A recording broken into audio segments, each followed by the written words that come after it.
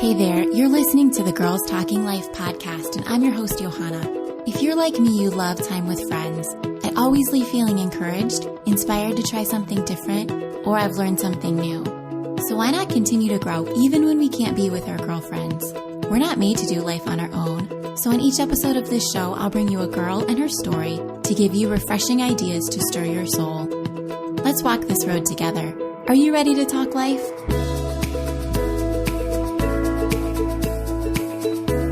Welcome to the show. I'm so glad you chose to spend some time here. If you have taken the time to give your feedback on the listener survey, thank you. If not, there's still time. I would love to get to know you better and hear your ideas for the show. Would you take just a few minutes to tell me a little bit about yourself and share your thoughts? Press pause right now, click into the show notes, and find the link for the listener survey. My oldest daughter turned 13 this summer, which means I'm now a mama to a teenager. And parenting teenagers can be hard.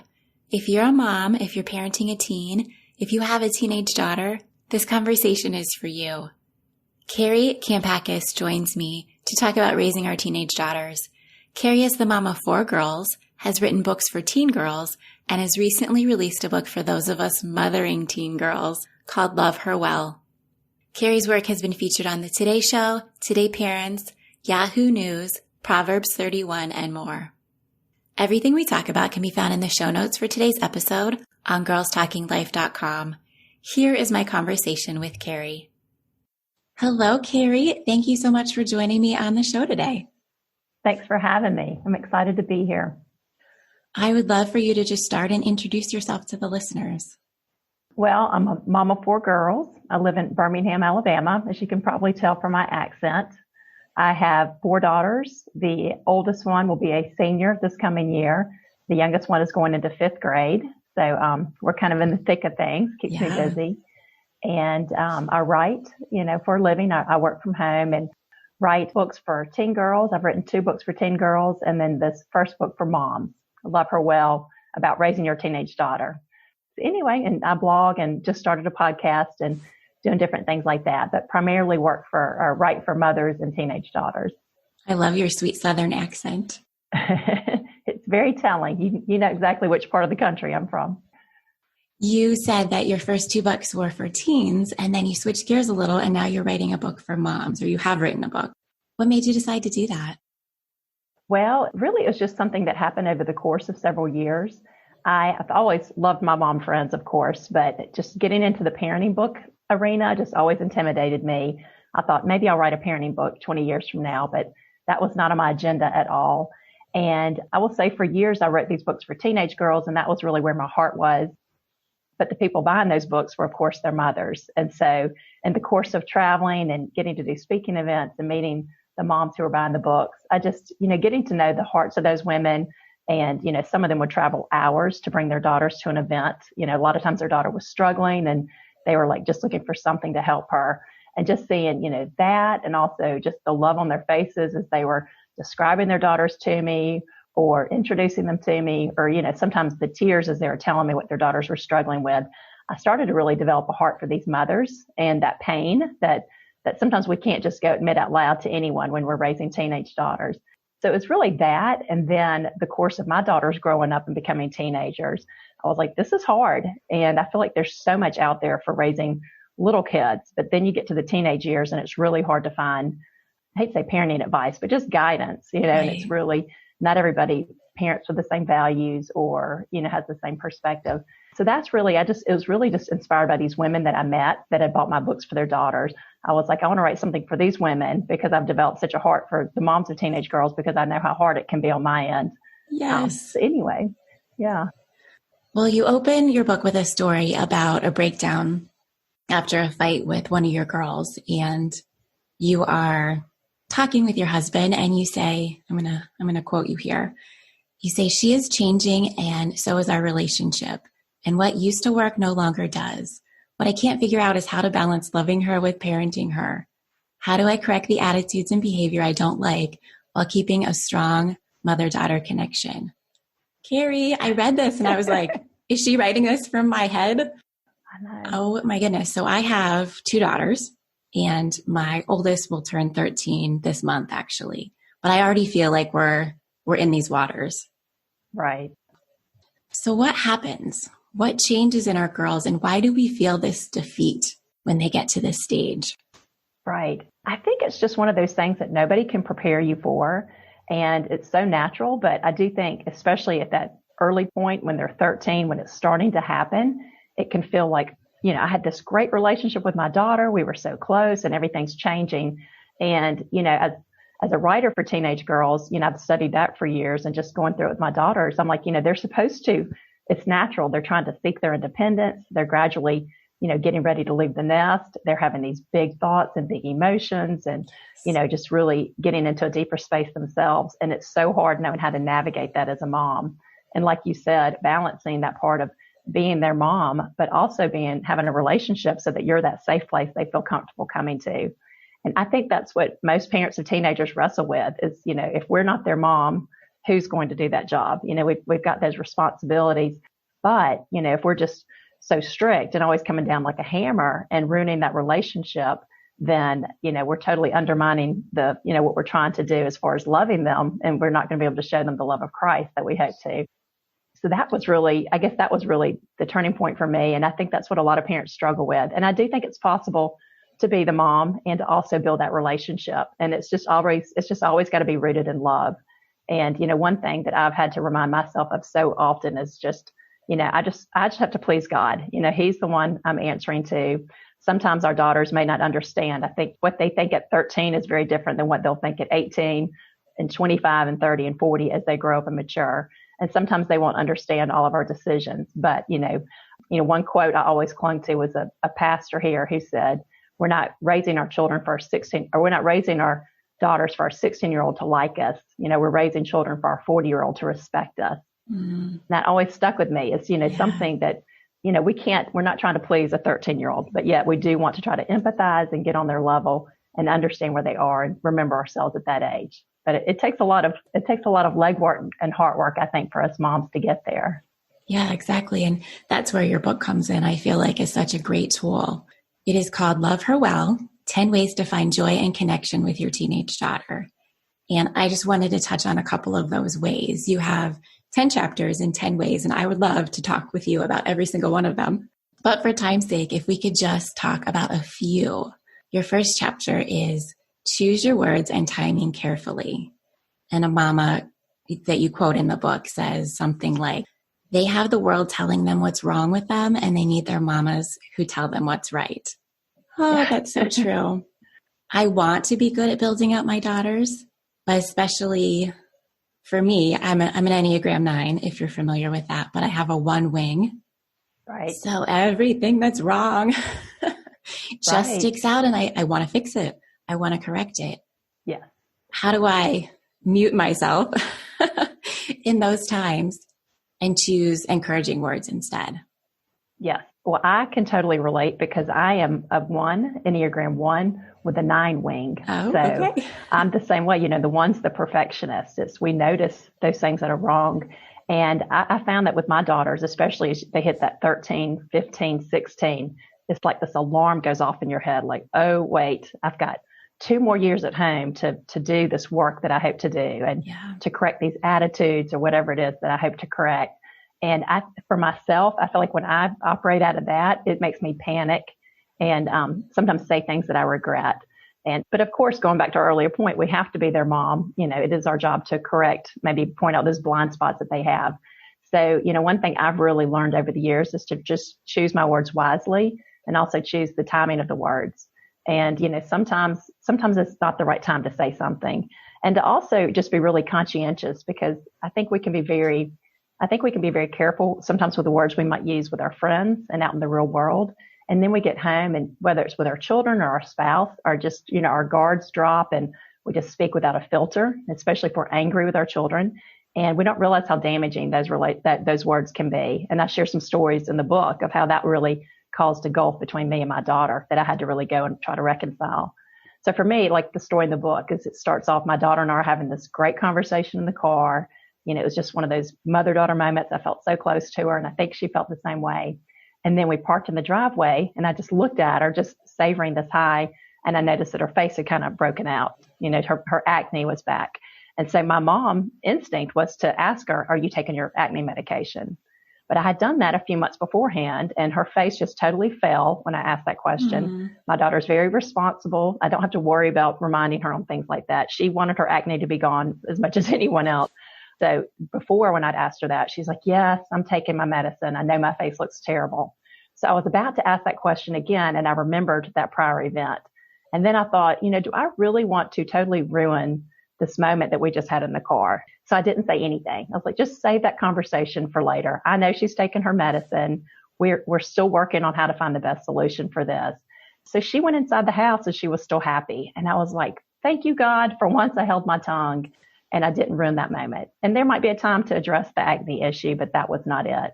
And it's funny you bring up that chapter because several of my early readers, that is the chapter that they mention that, I think we're all guilty of that. And that one hits home to all of us with moms, is that sometimes we don't choose our words and our timing wisely.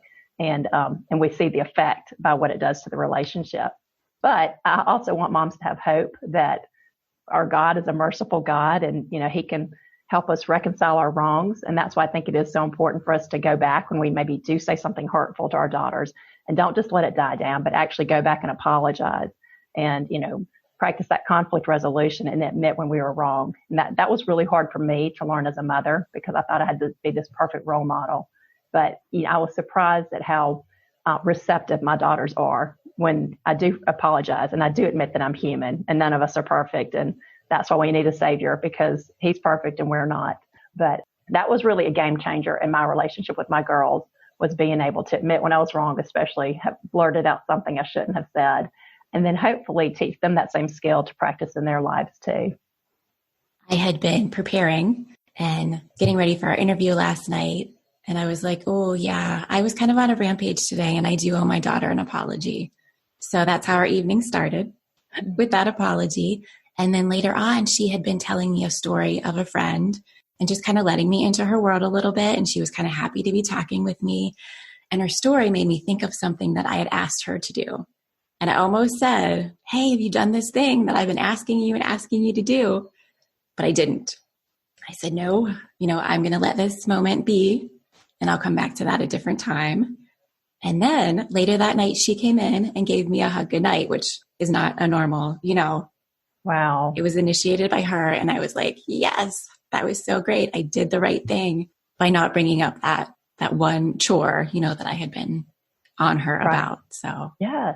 I think every mom can relate to that, because if you're like me, we've got so many things going on. And sometimes I think, if I don't say this now, I'll forget.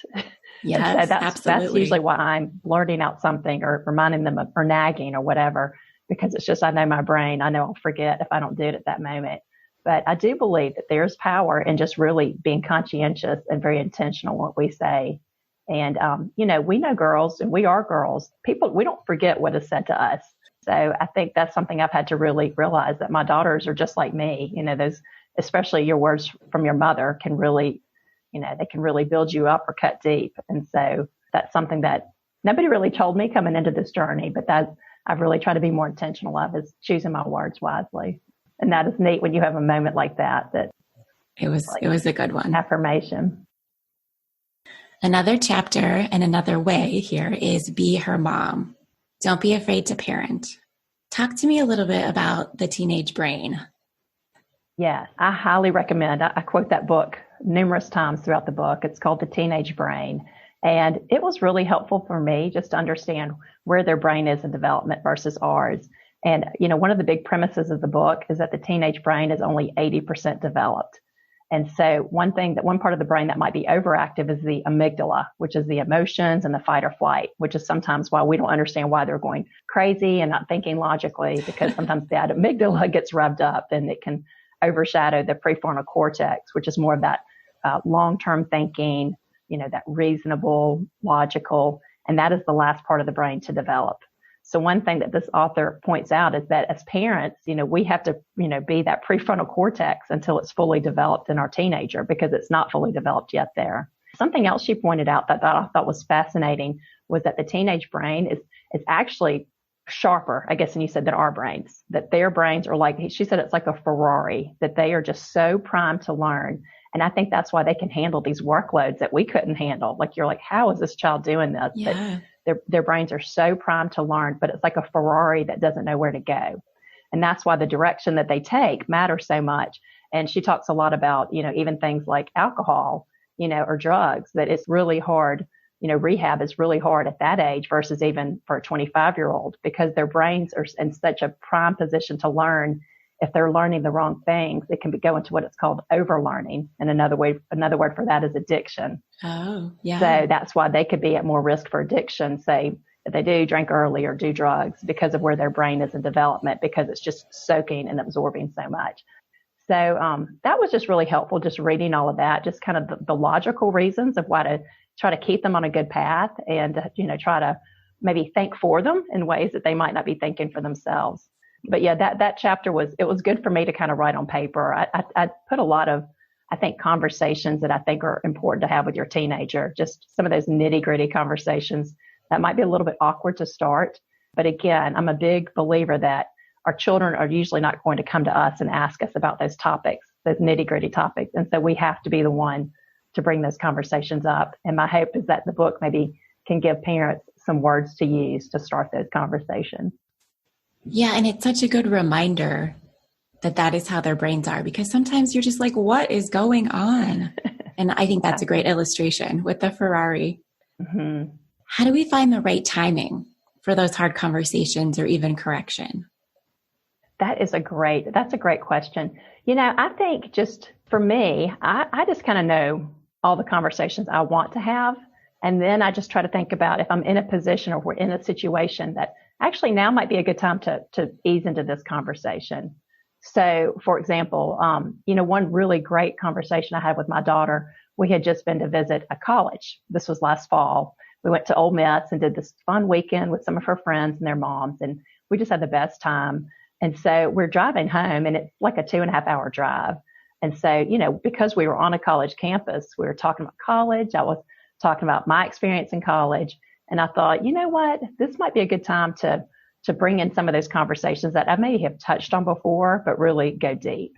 And I tell my daughters these things. I was like, I just want you to know this up front. I don't want you to go in blindly or naively. I just want you to be kind of aware of what you might see when you're in college. And you've really got to go in with a good head on your shoulders, because there's not going to be parents and adults around to be those little reminders for you. So we ended up having some really deep conversations for like 2 hours. Wow. And it was funny. And at the end, at first I was like, oh, did I say too much? And I wanted to feel comfortable talking. And I tell her, I was like, oh, I'm doing this because I want you to feel comfortable telling me anything. But at the end of the 2 hours, she was like, wow, that's one of the best conversations we've ever had. And so, I was treating her like an adult, because she's almost 18. And I was like, it's kind of the same thing when she's in her 20s and maybe dating somebody seriously. I want to have those conversations about marriage and things, that just those hard realities that maybe nobody tells you as you're going in, but just to be aware of. So, I think that looking for the timing to have those conversations when it's reasonably tied into what you're doing at that time. And kind of along those same lines, do you feel like it's good to share your own mistakes, and maybe how much? I know. I do share some of my own mistakes, but I think that's a personal decision for every mom, kind of thinking, is my child ready for this? Is now the time?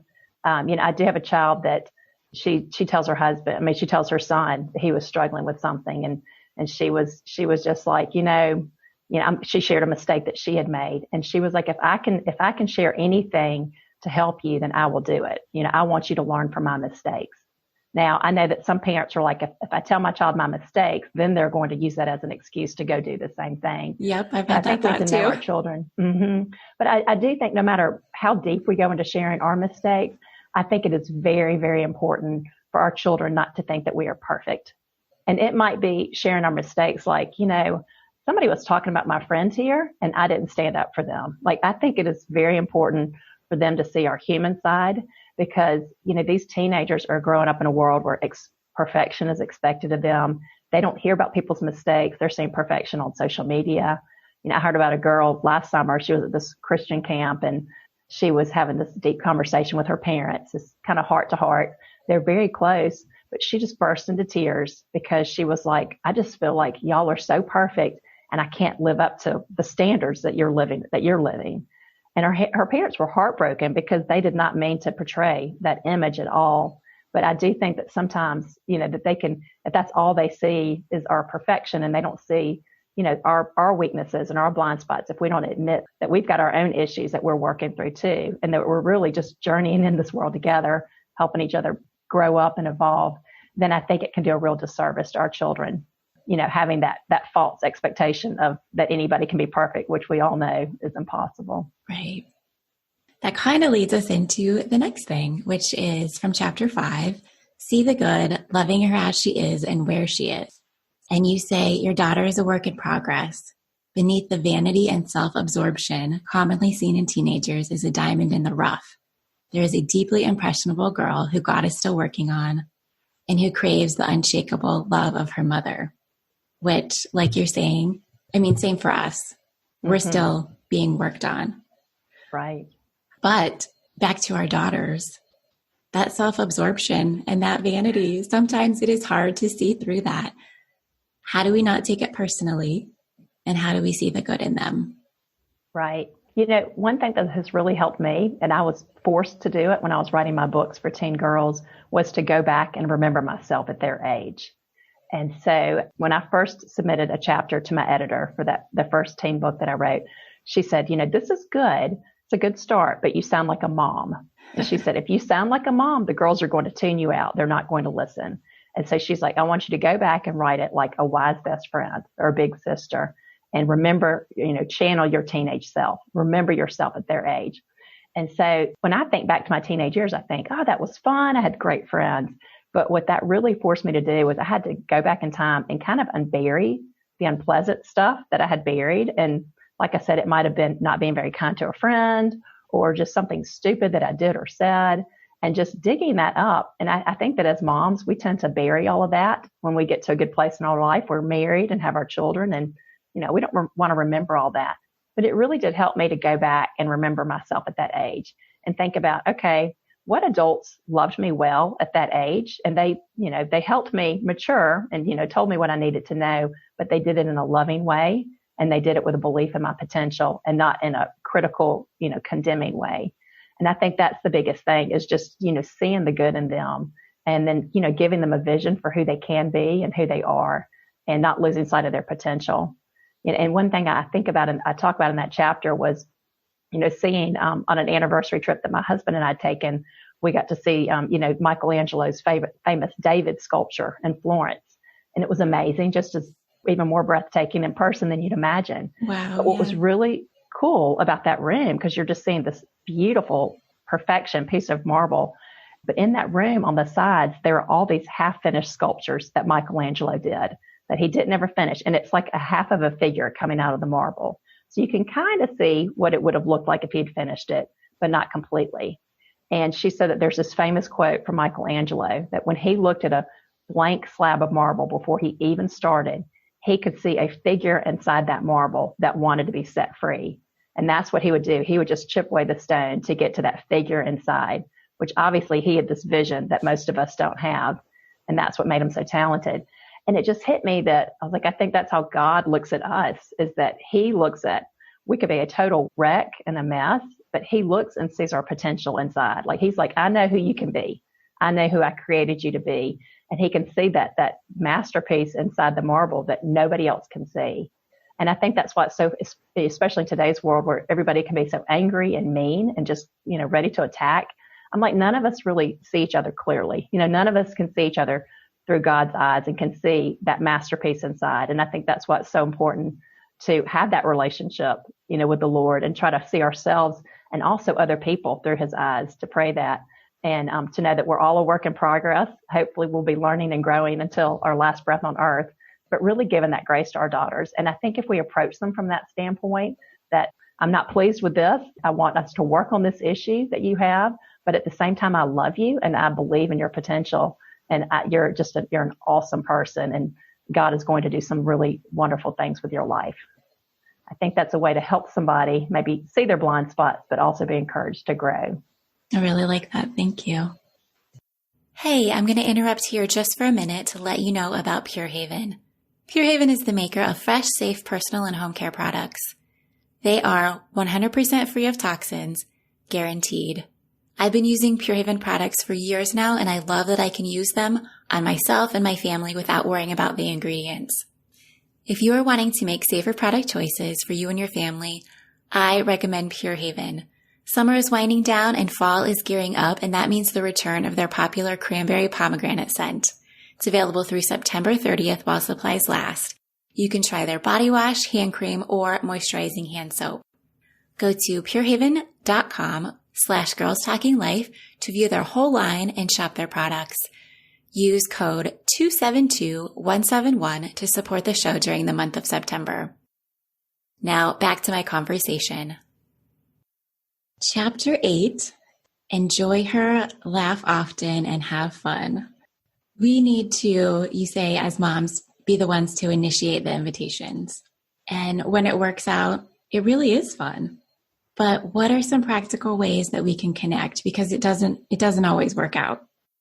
Right, exactly. And I think that we do have to allow that flexibility. And I start off that chapter with a story that my friend, who's a single mom of two, she's a working mom. She invited her daughter to go on a walk after school one day. And her daughter turned her down, and she tried not to take it personally. But a few days later, her daughter came to her and said, "Hey, Mom, do you want to go on a walk?" And so she said, we never exercised, but we ended up walking for an hour, had the best conversation. It was a really good thing. And so I think as moms, if we can just extend those invitations and know that they might not be accepted every time, but that's okay. We can just keep doing it. And, just look for those ways to just enjoy them. I feel like when I'm at home, I'm constantly doing dishes or laundry or, taking care of business on the computer. It's hard for me. I try to relax when I can, but I feel like sometimes I'm overwhelmed. For me personally, it helps to get out of the house with the girls. Okay. And a lot of times I try to tag it onto something else that we're doing. So, we're in the car a lot. I'm driving them to an activity or a practice. And so it might be, we're coming home from a tumbling lesson. I said, "Hey, you want to stop and get yogurt, or you want to go get a smoothie?" And I just might add on, another 30 minutes to that time that we already had together. And so I think that that's really, to me, those are the most powerful moments, that just those little things. I also try to build an extra time to, say, if my daughters have a doctor's appointment, especially if I'm checking them out of school, I try to check them out at a time where they maybe have a few classes that aren't too bad to miss. And so we might have the doctor's appointment, but then go grab Starbucks on our way back to school.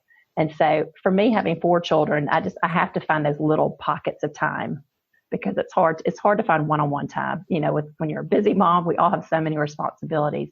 But I do think sometimes we can have those little pockets of 20 or 30 minutes. And just also knowing that it doesn't have to be anything fancy. And I share a story in the book about, my daughter, she was going to camp in Asheville. And so we spent a weekend there beforehand. I was like, let's just use this trip. She was about to turn 16. So I let her drive there, from Birmingham to Asheville. So we got that lesson in. And then, I planned a nice dinner one night before she went to camp. But before that night, we'd gone walking that day, and we were kind of tired after this walk. So we just sat under a tree and just laughed and talked. But it was funny, a few weeks later when she was reflecting on that trip, she said that one of her favorite parts of the whole weekend was sitting under the tree. And so she liked that more than a fancy dinner that night. And so it was such a lesson to me that we don't have to have these firm plans in place. That a lot of times it's just those spontaneous moments that happen that can mean the most to them. I love that you said getting out of the house helps, because that's how I am too. When I'm here, there's a lot to do, and my daughter's doing her thing, and our paths, I'll ask her to do something, but she's then doing something different. And so actually planning some time out of the house, that's such good advice, and tacking it on to something that you're already doing that might make it more one-on-one. Right. Yeah, right. I like that. Yeah. Finally, pray for her and empower her through faith. And you say, the teen years hold tremendous potential to turn mothers into prayer warriors. This season can amplify our prayer lives and embolden our faith unlike any other period. This is so true. Oh my goodness. What does it mean to parent without guarantees? Yes, I talk about that, I think we live in such a world of, and I'm the worst about this, is if I work hard, I want to see the results. I want to see the fruit of that hard work. Yeah. And I think it's fair to say that for most moms, I don't know if there's anything that we care more about than the job that we're doing as mothers. And I think sometimes as mothers, more than our husbands, if we're the ones primarily at home, it might be the reverse if the husband's the one primarily at home.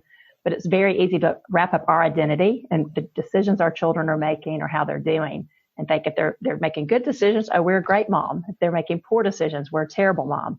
And that's not true. One of the best pieces of advice came from this woman I met once that had 4 children. And I asked her, you're ahead of me. What advice do you have for me? And I loved it that she didn't tell me, do this and this and this. She basically said, it's really the grace of God. She's like, our kids are doing well. But she's like, we honestly have a couple friends that they're better parents than we are. They also have 4 children and they have a lot of problems, but they're truly better parents than we are. So I think for me, what parenting without guarantees means, I think we plant all of this in our children. We, trust that God is working in their lives. We do what we're called to do. But there comes a point where we have to let go and just let God work in their lives. We have to just, know that we might not see immediate results. We can get really caught up in like, oh, she's a great kid at 18, but I'm 47. I've seen a lot of people that were in a great place at 18 and 25 and then totally went off the deep end at 40 or 45. So it's like there's no guarantee, even if your child's in a great place when they leave home, that they're set for life. And, that we can't control that as parents because it's another human being.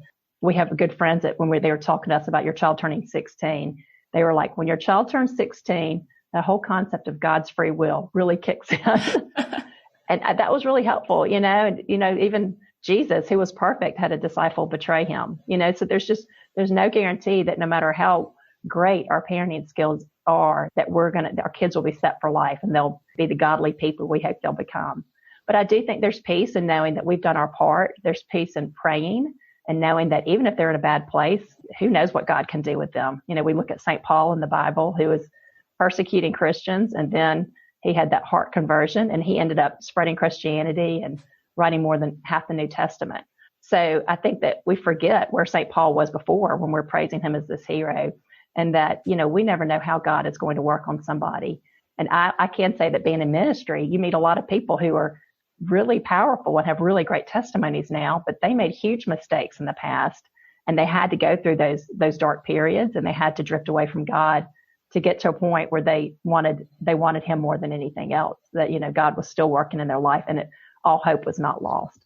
So I think for us parents is just to know we've got to have that big term picture and, just really do our part, do what we're called to do, but know that we can't control the result. That's hard to hear, but absolutely true. I know, it is. Such a good reminder, especially about Paul. Do you have some specific prayers that you pray for your daughters or with them? I do. One of my biggest prayers is I ask God to protect them physically, mentally, emotionally, and spiritually. I pray a lot for just to surround them with his angels, especially if they're going into something where I'm nervous, and it might be even getting into a car with a friend. I'm like, oh, please, God, just protect them, surround them with your angels. Something else I pray, I've always prayed for my daughters, is for me to help me see them through God's eyes. It's like, God, help me. Don't let me see them through my eyes. Help me see them through your eyes so I can love them with a heart like you. I also pray for them. I pray for them to outdo me and my husband. I pray for their lives to be even longer and better, more fruitful than the lives that we've enjoyed. And so I really want them to take what we've invested in them and just go even further in their journey. And hopefully their children will do the same. I pray a lot for friendships and good influences. Now that I've got a daughter going to college, I've started praying for her college roommates, any boys that she might go out with, new friends that she'll make. I have a whole laundry list, but those are probably the main ones. One I'm really praying now too is for the Holy Spirit to work in their lives and for the Holy Spirit to be work in their lives, for them to hear God's voice and know what he's calling them to do, so that they can just, take that path and run with it to find their purpose and really just be who God's calling them to be. Those are fantastic. Thank you. What final encouragement would you have for maybe a mama who's struggling right now? I just think probably the most helpful thing I could say is that God created you to parent with a spirit of strength and not defeat. And I have to remind myself of this all the time. And sometimes when I am feeling defeated, whether it's something that I did or it's something that my child did, and I'm just stuck in that place. And I'm hearing that voice in my head, you're a bad mom or she's a bad kid. I have to think that's not God talking to me. And just being aware that we do have an enemy in this world who wants to undermine every good and righteous thing that God wants to do. And so really just, turning to God and just praying to hear his voice and knowing that, we're not perfect mothers, and that's okay, that our children sometimes can learn more from our mistakes and us owning up to those mistakes and working through them. And not having false ideas of what it's like to be an adult and a mom. They can learn probably even more than that than if we were doing a perfect job. And so just really, trying to be that source of strength for our children and trying to get ourselves in a good place, praying for that strength for ourselves so that we can be strong for them and guiding them. But I think that's what I would encourage moms, is to just know that you truly were made to parent from a spirit of strength and not defeat. And to know that, when we pray to God for help, he'll give us that Holy Spirit to allow us to do that. Thank goodness, right? I know. We'd be helpless without it. Oh, yes, absolutely. Well, I want to hear about your new podcast. What is it called and what are you talking about? Well, it is called the Girl Mom Podcast. And we took a little bit of a detour because we started planning it last fall. I was just doing these short segments about just common issues I hear about raising girls. And so, the first episode is coaching your daughter through friend drama. We did another episode, how to talk to your daughter about mean girls, just things like that you see common conversations. My husband does the technical part. So we recorded these last fall. We were all set to release them in the spring, and then Corona hit. Right. And so it just, as every writer or blogger does, it's just podcaster. We had to take a little bit of a detour. And so I was like, you know what, let's just do a bonus season before I actually get into these topics from the Girl Mom Podcast. So we've done several, homebound series, like just, quarantining with a teenager. So that's where the podcast is now. And then I'm thinking probably in a few weeks, we'll start releasing those episodes that are really relevant to girl moms. Just those things you might talk about over coffee with friends. And I would say because of some of the things that I write, before all this hit, I would probably get tagged once a week, as a mom, usually it's a mom I don't know, talking about somebody being mean to her daughter, something her daughter was struggling with. And then someone who's read one of my books has tagged me there, or you should read this chapter of Kari's book on, kindness is more important than popularity. So I think that there are a lot of those conversations that we're having in our small groups and communities. And my hope is that moms can listen to this podcast, maybe feel less alone if they don't have a group to talk about these things with, or maybe have this conversation as a launching pad for conversations with their friends. That if we can find a way to handle these things maturely, because sometimes our gut instinct is not the most mature response. Okay, well, I've tuned into a few episodes and I look forward to hearing even more from you there. Thank you. Tell me where listeners can find your podcast and your new book. You can find my podcast on Apple and iTunes and all the Stitcher and all the places. My husband's done all the technical part, but I have a podcast tab on my website that lists all the different places you can find the podcast. And the new book you can find right now anywhere at online retailers, Amazon, Books A Million, Barnes and Noble. Okay, great. Yeah. I would love to know now, Kari, what are your favorite 5? What are 5 things that you're watching or doing or eating right now that are your absolute favorites? I am loving my Apple earbuds. I got those for Christmas, and lets me listen to podcasts even if I'm doing laundry or cleaning house or anything like that. So that's been a game changer. I love my Barefoot Dreams blanket. Oh. I take this blanket. This is the coziest blanket. I got it for Christmas as well. Sometimes I just keep it on my lap like an old lady when I'm writing, or when we go on a beach trip, I'll just take it with me in the car. I'm truly like a grandmother in that sense. I'm loving chocolate chip cookies. We joke that in our house, and we always have cookie dough in the fridge. And, so many nights I come in and I can smell the cookies that somebody's in the mood for chocolate and they have baked some. So that is one of my favorite things. Also, Fairhope is Fairhope, Alabama. It's this quaint, charming little town in South Alabama. We recently visited, and every time I go there, I just want to move there. And I'm hoping one day maybe I can retire there. But it's a great place. It's on the water, beautiful, all this charming little stores. So I'm loving Fairhope. And then through the quarantine, I know we're late to the party, but my older girls and I got into the show This Is Us. I don't know if you've ever seen that. Yeah. But, we watched however many seasons, 5 seasons, I think. You had time. Yes, exactly. We had time. And I was really glad. I was glad that I hadn't seen it before because it was fun to experience it with them. And we just fell in love with that show. It's such a good program. It is. Like a lot of good life lessons, but not in a preachy way, just through telling real life stories. And I think just showing so many different points of view, we all learned a lot about empathy and trying to understand somebody else's position. Yeah, it's a great one for that. I agree. My girls are not quite old enough yet. Right. But I do look forward to being able to share stuff like that with them when it's time. Right. Thank you for sharing your favorites. I love them. Kari, I just want to thank you so much for your work and your words. You are a strong voice speaking to mamas who need to hear this. I know I do. I think that we help each other. There's a C.S. Lewis quote: "We have to continually be reminded of what we know." And I feel like I get more out of it from moms like you, just what I hear back from having the conversation. So thank you for inviting me on the podcast. I love what you're doing. You've got such a great heart. And I think you're just so encouraging for moms. And we just need that positivity right now. Thank you, Kari.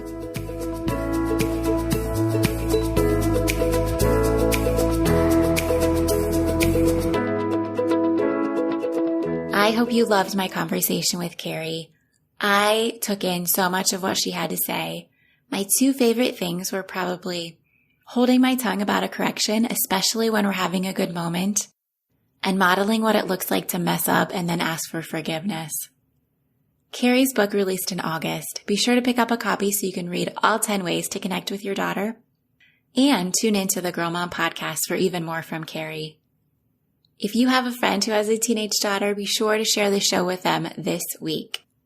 Friends, don't let the conversation stop when the show is over. Share your stories and start your own conversations with the girls in your life. I'll see you back here in 2 weeks. Thanks for tuning in.